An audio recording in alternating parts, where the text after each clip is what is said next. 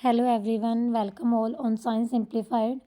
अगर आपने previous video देखी है तो कल हमने सैम्पल पेपर किया था 9th क्लास का मैथ्स का, और आज आपका ओरिजिनल पेपर है। ये आज पेपर था 9th का मैथ्स का। तो आज हम इसके आंसर की देख लेते हैं, सॉल्यूशन देख लेते हैं। जिन बच्चों ने वो कल वाली वीडियो देखी है उनको पता ही होगा कि 70-80% पेपर वही आया है। तो पास होना बड़ा नॉर्मल है, बल्कि अच्छा स्कोर होना चाहिए जिन बच्चों ने कल वो क्लास की थी। ठीक है, पूरा एक्सप्लेन किया था मैंने हर एक क्वेश्चन के साथ फॉर्मूला, और आज भी ऐसे ही एक्सप्लेनेशन के साथ आपको सॉल्व करवाया जाएगा। ठीक है, तो देखो बच्चे, यहाँ से फर्स्ट क्वेश्चन है हमारे पास, which of the following number is rational number. इन्होंने पूछा है कि कौन सी संख्या है जो यहाँ पे परिमेय संख्या है। तो यहाँ पे देखो, जो हमारा ऑप्शन सी है वो क्या है, परिमेय संख्या है। परिमेय के कई रूल होते हैं, जैसे p/q में लिखना, √5 से ये -√5 कैंसिल हो जाएगा, उसको हम लिख देंगे 3/1। एक होता है वो टर्मिनेटिंग वाला, है ना। इस तरह से 2-3 रूल होते हैं, तो उनके बेस पे हम पता कर सकते हैं कि कौन सी संख्या परिमेय है, कौन सी अपरिमेय है। सेकंड क्वेश्चन है हमारे पास, हमने यहाँ पे घात बतानी है, डिग्री बतानी है पॉलिनोमियल की। कल भी सेम क्वेश्चन करवाया था, है ना। तो ये क्या है, 3 है। थर्ड क्वेश्चन है हमारे पास, रिक्त स्थान भरना है। ये x+y इंटू x-y फॉर्मूला होता है ना, ये आपका x² - y²। ये फोर्थ क्वेश्चन भी सेम था बच्चे, कल वाली वीडियो बेशक आप देख लेना। इसका आंसर क्या आएगा, SSA। उसके बाद फिफ्थ क्वेश्चन है, एक समद्विबाहित त्रिभुज की बराबर भुजाओं के सम्मुख कोण क्या होते हैं, बराबर होते हैं। ओके, यानी कि angle opposite to equal side of आइसोस्केल ट्रायंगल की बात कर रहा है। तो जो अपोजिट एंगल होते हैं आपके इक्वल साइड के, वो क्या होते हैं, इक्वल होते हैं। सिक्स्थ है हमारे पास, समीकरण दिया है और यहाँ पे आपको बी का मान बताना है। इक्वेशन दिया है ये, और वैल्यू लिखनी है बी की। देखो, इसको 6 को हम इस साइड लेके आएंगे, तो -2x + 3y - 6 = 0। तो बी हमारा क्या है, y का जो कोफिशिएंट है, y के आगे क्या है, यहाँ पे 3 है, तो आंसर क्या हो जाएगा, 3, यानी कि ऑप्शन बी। जो यहाँ पे ये ऑप्शन मैंने सर्कल कर रखे हैं ना, जिस लेटर पे, जैसे जैसे इसमें 6th में बी पे सर्कल कर रखा है, 4th में सी पे, तो ये सर्कल वाले फाइनल आंसर हैं। ये मैंने किसी बच्चे का पेपर लिया था, तो ये टिक वाले उस बच्चे के हैं। ठीक है, तो कन्फ्यूज़ नहीं होना आपने। ABC एक समकोण त्रिभुज है, एंगल A 90 डिग्री है, AB = AC है हमारे पास। तो B और C का मान बताना है। एक कोण आपको दिया है 90 डिग्री, है ना। त्रिभुज के तीनों कोणों का योग क्या होता है, 180। तो दूसरे कोणों का योग क्या आएगा, यहाँ पे वो 90 आएगा, और वो दे ही दिया उसने कि साइड बराबर है। साइड बराबर है तो कोण भी बराबर होंगे, तो 90/2 हमारे पास क्या होगा, 45, यानी कि 45 डिग्री। 8th क्वेश्चन में आपको वॉल्यूम निकालना है राइट सर्कुलर कोन का। रेडियस दी है 6 सेंटीमीटर, हाइट दी है 7, यानी कि त्रिज्या आपको दी है 6, ऊंचाई आपको क्या दी है 7। शंकु के आयतन का फॉर्मूला क्या होता है, 1/3 πr²h। वैल्यू पुट करनी है आपने आर की और एच की। आपका आंसर क्या आएगा यहाँ पे, 264, ऑप्शन ए। 9th क्वेश्चन है, the sum of pair of opposite angle of cyclic quadrilateral is. चक्रीय चतुर्भुज के सम्मुख कोणों के एक युग्म का योग होता है, तो ये होता है आपका 180 degree, option A. 10th question है, गोले का पृष्ठीय क्षेत्रफल, यानी कि सरफेस एरिया पूछा उसने हमें स्फीयर का, तो ये क्या होगा, 4πr², ऑप्शन बी। ये फॉर्मूला ही है आपका, इसमें समझाने का कुछ नहीं है। 11th है, the line segment joining the mid point of any two side of triangle is parallel to the third side and is. ये देखो बच्चे, ये ट्रायंगल बना रखी है मैंने, आप देखो यहाँ पे जो लाइन सेगमेंट होता है, यानी कि जो त्रिभुज की दो भुजाओं के बीच में जो मिलाने वाला रेखाखंड होता है, और तीसरी भुजा के समांतर होता है। ए बी और ए सी के बीच में क्या है, डी ई है, और ये डी ई समांतर है आपका बी सी के, और सीधा दिख रहा है डी है, जो बी सी का क्या है, आधा है। तो आपका आंसर क्या आएगा, बी, आधा, यानी कि हाफ। 12th क्वेश्चन है, एंगल ए बी सी दिया है 69 डिग्री, एंगल ए सी भी दिया है 31। तो बी डी सी पूछा है। डी निकालने के लिए पहले आप ए निकाल लो, क्योंकि ये आपको एक वृत्तखंड दिया है और वृत्तखंड के कोण बराबर होते हैं। ए कैसे निकालोगे, ट्रायंगल के तीनों एंगल का सम होता है 180, यानी कि त्रिभुज के तीनों कोणों का योग क्या होता है, 180। ए निकालना है, बी और सी हमें दिया है, उनको जोड़ के आप निकालोगे तो ए क्या आ गया, 80। ए और डी यहाँ क्या इक्वल है, तो एंगल डी आपका क्या आ गया, 80 डिग्री। 13th क्वेश्चन है, त्रिभुज वाला है, देखो कल भी सेम क्वेश्चन करवाया था आपको, है ना। बल्कि कल वाले से भी आसान है। कल वाले में ऊंचाई हमें निकालनी थी, आज हमें दे रखी है। तो फॉर्मूला क्या होगा त्रिभुज के क्षेत्रफल का 1/2 into base into height. Base यानी कि आधार, हाइट यानी कि ऊंचाई जो आपको दे रखी है। पुट करोगे तो हमारे पास आंसर आ जाएगा 30 सेंटीमीटर स्क्वायर यानी कि ऑप्शन सी। 14th क्वेश्चन है आयत के विकर्ण परस्पर समद्विभाजित करते हैं और बराबर होते हैं। इंग्लिश में क्या होगा diagonal of rectangle bisect each other and equal.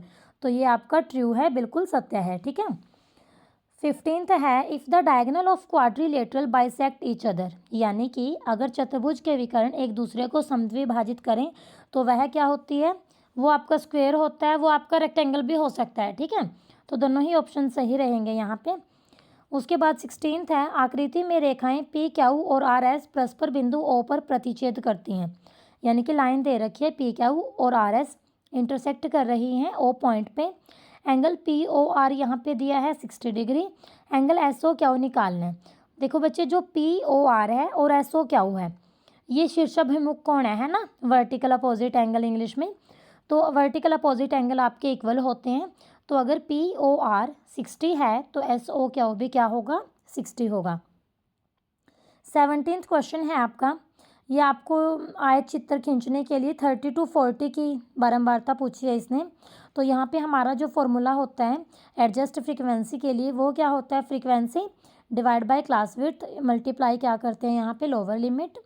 तो यहाँ पे जब आप इसको सॉल्व करोगे तो आपका आंसर क्या आएगा यहाँ पे 20 आएगा।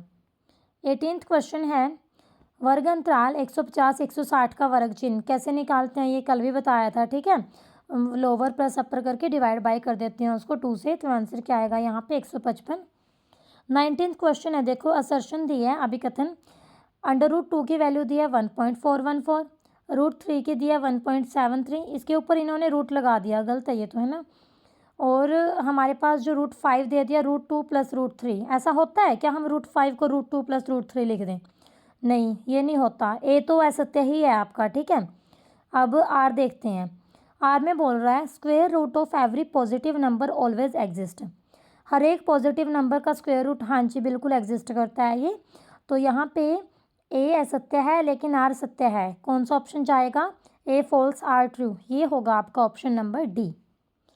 20th क्वेश्चन है एक वृत्त में समान जीवाओं की अनंत संख्या हो सकती है, और आर में बोल रहा है एक वृत्त में समान जीवाओं की केवल सीमित संख्या। ये तो दोनों ही कथन या अपोजिट है ना, एक दूसरे के अपोजिट हैं। तो श्योर है कि यहाँ पे ए बी ऑप्शन का तो कोई मतलब है नहीं। तो यहाँ पे ऑप्शन आएगा सी या डी।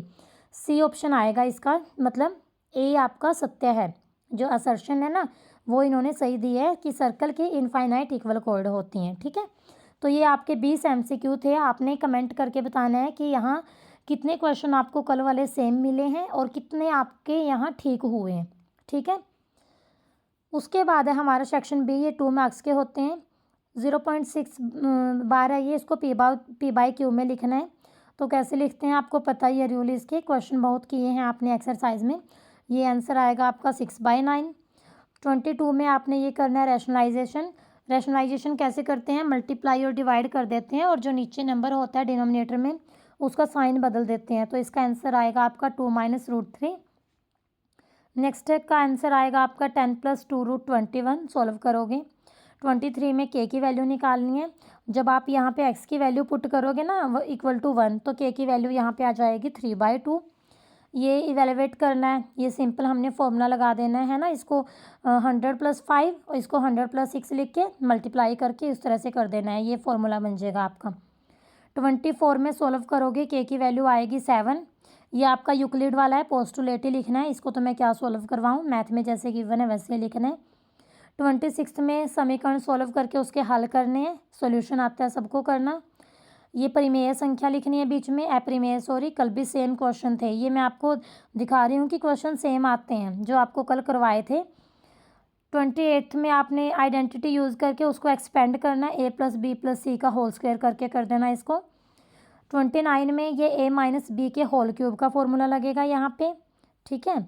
उसके बाद यहाँ पे देखो 30 क्वेश्चन में ये हमने प्रूव करना है। सेम इसी टाइप के क्वेश्चन आप एक्सरसाइज में करके आए हो। 31 में शंकु दिया है, शंकु का वक्र पृष्ठीय क्षेत्रफल दिया है, तिर्यक ऊंचाई दी है। तो शंकु का क्षेत्रफल का फॉर्मूला लगाना है आपने यहाँ पे, और फॉर्मूले के अकॉर्डिंग क्षेत्रफल आपको दे ही रखा है, ऊंचाई दे रखी है, त्रिज्या आराम से निकल जाएगी, है ना, जो पाई आर एल होता है वो वाला। और फिर कुल पूछा है, कुल के लिए फॉर्मूला लगाना है pi r into r plus l. 32 में गुणनखंडी बनाने आपने, सिंपल है। 33 में एक्स वाई का मान निकालना है, और ये 34 में समद्विबाही त्रिभुज दे रखी है, ये इक्वल प्रूव करने हैं। तो थ्योरम्स है बच्चे, सेम करनी होती हैं, इसमें मैं कोई एक्सप्लेन करूँ वो नहीं है। उसके बाद है ये भूखंड दे रखा है, त्रिभुजाकार परिमाप दे रखा है, भूखंड का क्षेत्रफल निकालना है। सेम बताया था ना कल भी इसी तरह का क्वेश्चन, ठीक है। त्रिभुज वाले में से मैंने बोला था 5 नंबर का आएगा, और देखो आया है। उसके बाद है हमारे पास 36। ये 36 में हमें क्या करना है, यहाँ पे बिंदु बताने हैं। ये आपका कोऑर्डिनेट ज्योमेट्री में से है। ये जैसे फर्स्ट, सेकंड, थर्ड, फोर्थ, ये आपके चतुर्थांश बन गए ना यहाँ पे। जैसे पी एस आपके फर्स्ट में है, क्या हुआ आपका सेकंड में है, आर आपका थर्ड में, टी आपका फोर्थ में है, ठीक है। तो जैसे बिंदु पी के निर्देशांक पूछे हैं, इसको एक्स एक्सिस पे मिला दो, वाई पे मिला दो, पी के क्या हो जाएंगे 1 1 हो जाएंगे। ऐसे टी के पूछे हैं, टी को ऊपर एक्स पे मिला दो, यहाँ नीचे वाई पे वो नेगेटिव है, एक्स पे पॉजिटिव है, तो 4 - 2। ये इस तरह से होते हैं, बहुत ईजी क्वेश्चन है, ठीक है। उसके बाद नेक्स्ट है हमारे पास 37। ये कोविड वाला क्वेश्चन आया है यहाँ पे, ठीक है।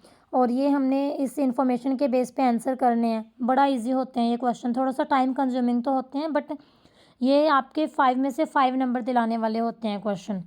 38 क्वेश्चन है जो ये भी त्रिभुज में से आया, बोला था कल आपको त्रिभुज वाला चैप्टर अच्छे से कर लो, ठीक है।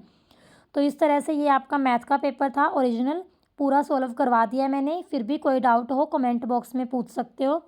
और आज इवनिंग में हम साइंस का एक प्रैक्टिस सेट सॉल्व करेंगे, जैसे मैथ का किया था वैसे ही। और आप देखोगे फाइनल पेपर जो आपका जो अब साइंस का होना है, आपको मोस्टली सेम ही मिलेगा, ठीक है। वो पेपर अगर आप मेरे वाला अच्छे से कर लोगे ना, तो आपको बहुत बेनिफिट मिलेगा उसका। So stay connected with science simplified. Thank you very much guys.